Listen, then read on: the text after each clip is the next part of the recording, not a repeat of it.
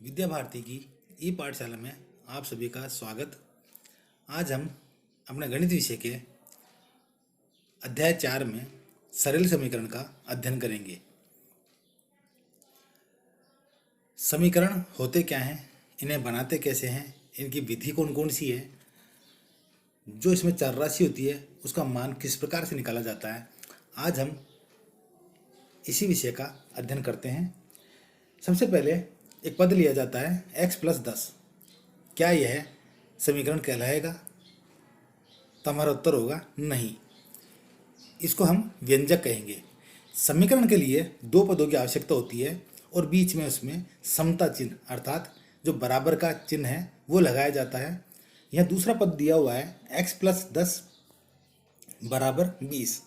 इसे हम समीकरण कहेंगे क्योंकि इसमें बीच में जो है इक्वल का चिन्ह अर्थात बराबर का चिन्ह लगा हुआ है। अर्थात समीकरण बनाने के लिए दो पदों की आवश्यकता होती है। समीकरण x+10 बराबर 20 में बराबर के स्थान पर यदि यह दिए गए किसी भी प्रकार के अन्य चिन्हों में से कोई चिन्ह आता है या लगाया जाता है तो उसे समीकरण नहीं कहेंगे। समीकरण के लिए दोनों पक्षों के साथ बराबर का चिन्ह होना आवश्यक होता है। यहाँ पर x+10 इसको हम बायां पक्ष कहेंगे, 20 जो दिया हुआ है उसको हम दायां पक्ष कहेंगे। x यहाँ पर एक चर राशि है और जो बराबर का चिन्ह है इसको समता चिन्ह कहा जाता है। चर राशि जो दी हुई है x, चर का मतलब होता है विचरण करना या फिर बदलना। यहाँ जो चर राशि है x, यहाँ पर इसका संख्यात्मक मान लिया जाता है और वह संख्याएं कुछ भी हो सकती हैं।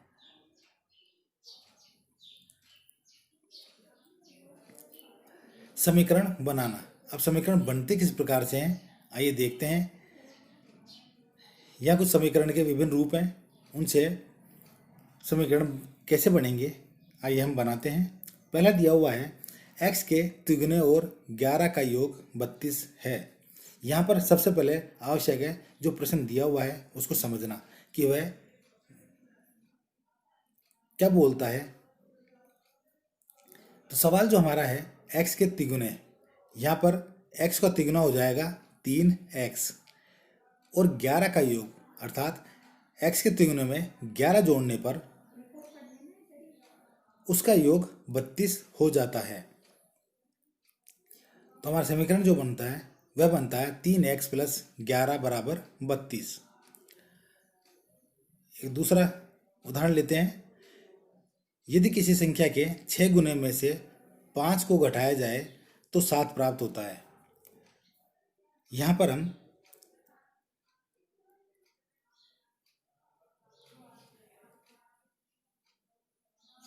कोई भी एक राशि लेते हैं z को 6 से गुणा करने पर और 5 घटाने पर हमें प्राप्त होगा 6z - 5 और ऐसा करने पर हमको 7 प्राप्त होता है। तो हमारा समीकरण जो बनता है वह बनेगा 6z - 5 बराबर 7। तीसरा उदाहरण है m का 1/4 7 से 3 अधिक है। यहाँ पर m का 1/4 m/4 यह 7 से 3 अधिक है अर्थात जो इनका अंतर होगा m/4 - 7 बराबर 3 होगा। समीकरण जो हमारा बनेगा m/4 - 7 बराबर 3। एक अन्य उदाहरण लेते हैं। किसी संख्या के 1/3 में 5 जोड़ने पर 8 प्राप्त होता है। मान लेते हैं वह संख्या n है। n का 1/3 n/3 होगा। n के 1/3 में 5 जोड़ने पर तो n/3 + 5 हो जाएगा। यह 8 के बराबर होता है। अतः समीकरण होगा आपके n/3 + 5 बराबर 8। मान किस प्रकार से निकाला जाता है। जो हमारे यहाँ चर राशि है उसका मान निकालना। चर राशि के स्थान पर रखे जाने वाली संख्या को चर राशि का मान कहा जाता है। यहाँ एक समीकरण लेते हैं, x + 5 = 10। यहाँ पर x जो चर राशि है इसका हमने दो मान लिए हैं, x = 2 और x = 5। यहाँ पर जो बाईं पक्ष है वहाँ पर x का मान रखने पर क्या वह जो दाएं पक्ष है उसके बराबर मान आ जाता है उसका। अगर आ जाता है तो वह समीकरण सही माना जाएगा, अन्यथा दूसरा मान रखने पर उसके बराबर का मान लाने का प्रयास किया जाता है। यहाँ पर हम x = 2 जब रखते हैं तो 2 + 5 = 7, मतलब बाएं पक्ष जो है वह दाएं पक्ष के बराबर नहीं आता है। अब हम x का जो दूसरा मान है 5 वह समीकरण में रखते हैं, तो 5 + 5 = 10। अतः चर राशि x का जो मान 5 है वह इस समीकरण को पूर्ण रूप से संतुष्ट करता है।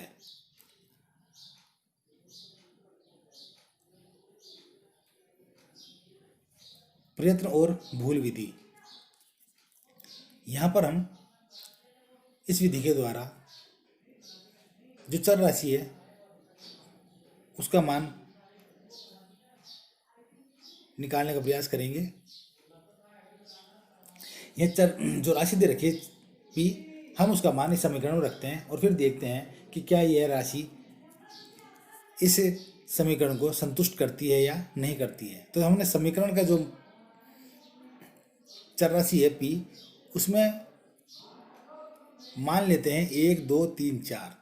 p का मान समीकरण में 1 रखने पर हमें मान प्राप्त होता है 7। p का मान 2 रखते हैं तो यहाँ पर हमें 12 उत्तर प्राप्त होता है। इसी प्रकार से p का मान c रखते हैं तो यहाँ 17 उत्तर प्राप्त होता है। अतः हम कह सकते हैं कि p = 3 समीकरण को संतुष्ट करता है।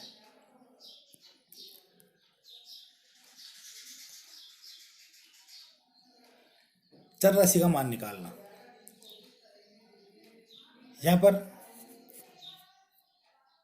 एक समीकरण दिया हुआ है x + 6 = 10। यहाँ पर हम चर राशि का मान निकालेंगे तो जो संख्या यहाँ दी हुई है हमको उसको पहले हटाना पड़ेगा।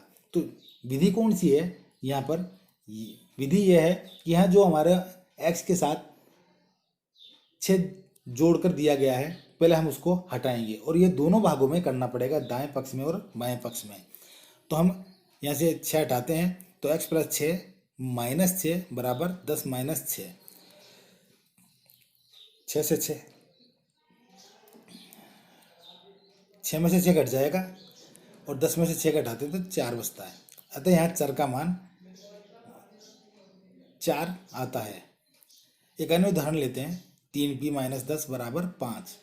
यहाँ पर हमको पहले बाएं भाग में से 10 को हटाना है तो हम क्या करेंगे, दोनों ओर 10 जोड़ देंगे क्योंकि यहाँ पर हमें ऋणात्मक 10 हमारे समीकरण में पहले से प्राप्त है।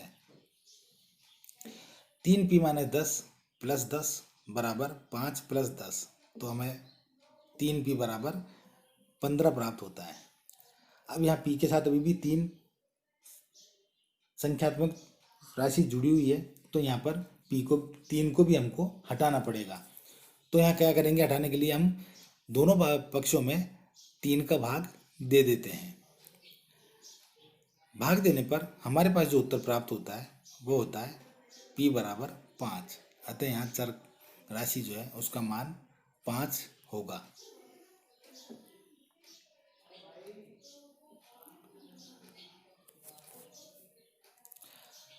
अब आता है स्थानापन्न।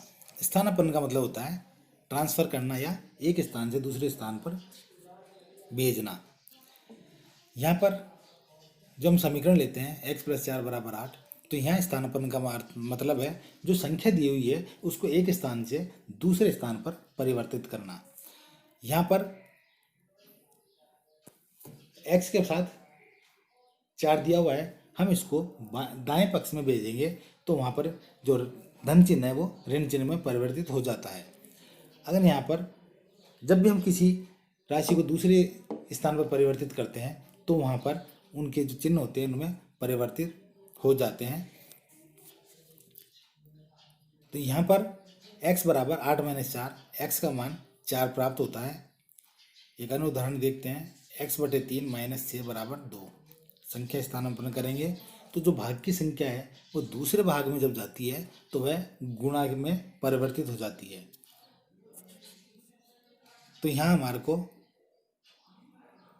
समीकरण जो प्राप्त होता है x - 6 बराबर 2 × 3 + 6, x बराबर 6 + 6, x का मान 12।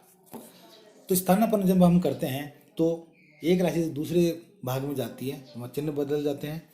इसी तरह अगर भाग की राशि दूसरी तरफ जाती है गुणा में परिवर्तित होती है, और अगर गुणा की राशि दूसरी तरफ जाती है तो वह भाग में परिवर्तित हो जाती है।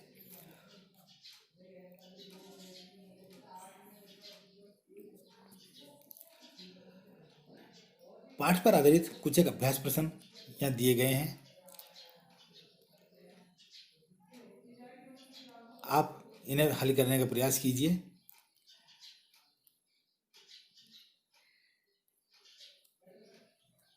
अगली बार एक नए अध्याय के साथ हम फिर मिलेंगे।